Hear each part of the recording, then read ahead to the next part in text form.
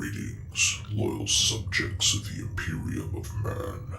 I am Librarian Elias of the Adeptus Astartes. I am creating a series of recordings with the intent of educating the general populace of the dangers of the galaxy. All of this information comes from the Lexicanum provided to me by the Adeptus Mechanicus. I will be reading verbatim from their archives. This recording will cover one of the many foes the Imperium has, a space marine known as Lucius the Eternal. Lucius the Eternal of the Emperor's Children is the champion of Slaanesh, also known as the Soul Thief, Fulgrim's champion, and the scion of Chemos. Lucius fought amongst members of Squad Nasike during the reconquest of Isfan III, who went on to become his bodyguard and eventually his warband. During his youth on Chemos, Lucius became noted for his talent and ability to master nearly anything. He quickly gained sponsors among the elites of the planet, and he gravitated towards the art of war, most notably swordsmanship. He displayed perhaps sadistic tendencies early on, killing individuals he claimed were beggars and brigands that had attacked him first. He proved to be a poor teacher, often scarring his pupils or cutting off an eye or finger in an accident. When he took part in an annual swordsmanship contest on Chemos, Lucius garnered the attention of a hulking stranger in the shadows. He dueled against a famed champion twice his age, and after suffering a blow to his stomach, took apart his opponent piece by piece. As he was about to be attacked by the champion's supporters and disciples, Lucius was saved by a sergeant of the Emperor's Children, who inducted him into the Legion. During the Great Crusade, Lucius was the captain of the 13th Company of the 3rd Legion. His skill with a blade quickly became legendary amongst the Legion. Other members of the Emperor's Children considered Lucius to be proud, foolhardy, and sometimes a little childish. Even his closest friend in the Legion, Saul Tarvitz, was wary of him.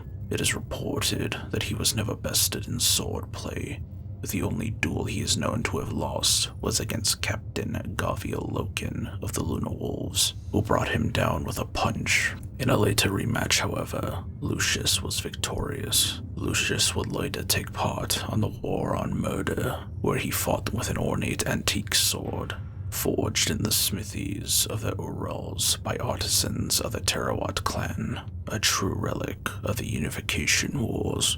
In the betrayal of Isfan III, Lucius found himself betrayed by the Legion he loved, and found himself fighting alongside Saul Tarvitz with the loyalist Marines of the Emperor's Children. As it became apparent that it was Tarvitz who was the hero of the hour for the Loyalists, Lucius grew jealous and betrayed his erstwhile friend to the traitor legions, as his hunger for glory overcame his already dwindled sense of honor. Lucius did this by attacking a group of 30 loyal Marines who were assigned to him. He, however, did not do this alone. While fighting his own men, Captain Solomon Demeter of the 2nd Company of the Emperor's Children arrived at Lucius's position. Lucius cried out for help, and thus duped Captain Demeter to think the Marines Lucius was fighting were traitors. Unfortunately, Demeter realized this after the last of the 30 Marines were killed. Lucius and Demeter, who had a mutual dislike towards each other, became locked in combat, during which Lucius killed the already wounded Demeter. After his betrayal of the Loyalist, his combat skills were recognized, and he quickly became the leader of Fulgrim's bodyguard of Assault Marines, gaining the rank of Lord Commander. Lucius later was troubled by dreams that made him convinced that Fulgrim was possessed by some entity, and led other top-ranking members of the Legion, including Fabius Bile and Marius Varosian, in the capture of the Primarch. After ineffective torture and an attempted exorcism, Lucius came to understand that while Fulgrim had been possessed, he had gotten rid of the demon himself.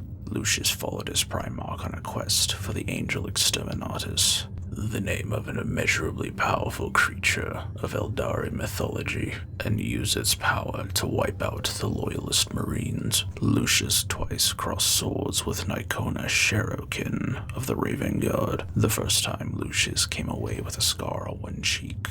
The second time, on the planet of Idris, Sherokin gave him a matching scar, and then killed him with 2 blades through his heart. Lucius died on Idris, and awakened in Fabius's Apothecarian, amazed to be alive. After the events on Idris, Lucius set out alone in search of a worthy challenge. He crossed paths with Hathor Mat of the Thousand Sons, who he despised for being so alike to a younger Lucius. Ma'at told Lucius of Sanacht, a peerless swordsman of the Thousand Sons, and his tower on the planet of sorcerers. Lucius, still enraged by his defeat at the hands of Nicona Sherokin, set out to challenge Sanakat to a duel. Learning that none of the Thousand Sons' Corvidae seers were able to prophesy Sanakat's eventual defeat in combat only served to feed Lucius's ambition. After a long-winded journey, Lucius reached Sanakt's tower. The swordsman welcomed Lucius's challenge. Sure of his own victory, Sanakt asked Lucius if he was eager to die, to which Lucius replied, he has already experienced death once. Sanacht accurately claims that Lucius sought him out to understand why he came back from the dead. In the unfolding duel, Sanacht was always a step ahead of Lucius, taunting his natural ability as being inferior to his own learned skill. Lucius was surprised to receive tips on his own technique from the Thousand Sons swordsman, refused the notion of requiring help. As Lucius unleashed his full fury upon Sanacht, he eventually manages to overwhelm the Thousand Son, disarming him. Before he could deal the killing blow, however, Azek Araman steps in to halt Lucius's blade with a psychic barrier, stating that he would shield Sanacht, even though the Thousand Son himself would not have, stating he would soon have need for his brother. Lucius then accompanied Araman on his quest to retrieve the Iron Oculus, a device that was said to keep Kairos Fadeweaver imprisoned within, for the sole purpose of waiting for an opportunity to battle Sanacht. Lacking a proper moment, he stayed part of Araman's group during the subsequent search for the Shards of Magnus, his facial scars healed by Hathor Mat. Lucius was part of the Thousand Sons' search for the Shards of Magnus on Committee Sona, and came to battle Yasu Nagasena, a human agent of Malkador the Sigillite during the Horus Heresy. Lucius was able to best the skilled but non-augmented swordsmen and casually threw them from a causeway, but the humans survived. Afterwards, Lucius continued to accompany Araman's cabal, falling under the sway of the demon inside the Iron Oculus, and manipulating Hathor Mat into changing the Book of Magnus at the creature's behest. On Nikea, the Thousand Sons and their imperial enemies both became trapped within a crystal labyrinth summoned by the possessed Lemuel Gemoan, a human that went on to become a founding member of the Inquisition. Inside the labyrinth, Lucius was confronted by the forms of Sanacht, Gaviolokin, and Nicona Sherokin, defeating them all but becoming enraged when he saw a reflection of his previous uncorrupted self. Lucius was then swallowed by the crystal maze. However, Lucius was able to escape. When Fulgrim was forced by Lorgar to rejoin the traitor war effort, the Primarch let out a great cry across the warp, ordering the Emperor's children to return to his side in preparation for the Siege of Terra. Lucius was seen hearing the call on the planet Netus, surrounded by scattered limbs. After the events of the heresy, Lucius continued to hone and better his combat skills after the Emperor's children began to worship Slanesh. Fulgrim organized gladiatorial games on their new home planet whenever the Legion was unable to vent its need for the pleasure of the kill on other worlds, and Lucius was undefeated in these. He was considered an unstoppable force until he fought the Lord Commander Sirius. Lucius died, and his death was an experience of such transcendent pleasure that Slanesh itself took notice. They cannot let such a promising marine slip away. In the following days, Sirius began to change. Lines began to appear over his skin, and his hair started to fall out. Lucius was back in the world of the living, and all that remained of Sirius was a screaming face on the warped artificer armor. This has happened many times since then. Whenever his killer even takes the tiniest moment of enthusiasm, pleasure, or satisfaction from besting Lucius, they will begin to change into him and become just another swirling face, a memory. In the armor in which Lucius is clad, not even the mechanical Necrons are immune from this curse, as the phasing sword has learned. After every death, Lucius is reborn again, as arrogant and maniacal as ever, and immediately looking for a new challenge to fight. After the Battle of Thessalia, in which the Primarch Guilliman assembled a fleet composed of his Ultramarines chapter, as well as 6 of its successor chapters, began to hunt down Fulgrim. However, Fulgrim left his legion to its fate and retired on a demon world called Calax. Many Emperor's children saw this as a rejection by their Primarch, though Lucius did not. As Fulgrim was gone, a leadership struggle erupted in the Legion, with Lucius, Eidolon, and Fabius emerging as the leaders of the most prominent factions. Lucius was involved in the Legion Wars and fought in the Battle of Scalathrax, the battle often considered the last final action of the World Eaters chapter. As a unified legion, though Lucius's influence among the Emperor's children ultimately diminished. As time wore on, Lucius was reduced to a leader of a small warband dubbed the Cohorts Nasicae, after his old bodyguard. Regardless, Lucius remained infamous and renowned amongst Chaos followers, and continued to operate as Fulgrim's champion. At one point, the Primarch employed Lucius to kill a Fulgrim clone created by Fabius Bile.